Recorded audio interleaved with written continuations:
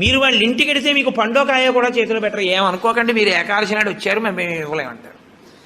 వాళ్ళు ఉమ్ము కూడా గుటక వెయ్యరు, మంచినీళ్లు కూడా తాగరు. మరి అలా రోహిణీ కార్తెలోనూ అప్పుడు ఎలా ఉంటారండి అని మనకు అనుమానం వస్తుంది. అలాగే ఉంటారు. ఇక్కడ కాదు, రాజస్థాన్ ఎడారిలో ఉంటారు. తెలుసా అండి? వాళ్ళకి ఈశ్వరుడి మీద ఉన్న నమ్మకం అటువంటిది.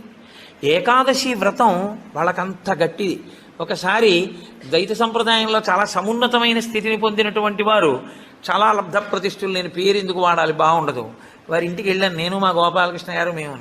వెడితే ఆయన ఏకాదశి నాడు మేము వెళ్ళాం. వెడితే ఆయన అన్నారు, మీరు ఏమనుకోకండి, నేను మంచినీళ్ళు కూడా ఇవ్వను, ఎదురుగుండా మామిడి చెట్ల కాయలు ఉన్నాయి కానీ నేను ఇవ్వనని ఆ ఇంట్లో ఉన్న నౌకర్ని పిలిచి, నేను చూడకుండా వాళ్ళకి కాయలు కోసి వాళ్ళకి ఇవ్వన్నారు తప్ప ఆయన కోసి ఆయన చేతితో ఇవ్వాల. ఆయన పెట్టలేనివాడు కాడు, పెట్టుకోనివాడు కాడు, మహాత్ముడు, చాలా గొప్పవాడు, చాలా పెద్ద పదవి చేశాడు ఆయన.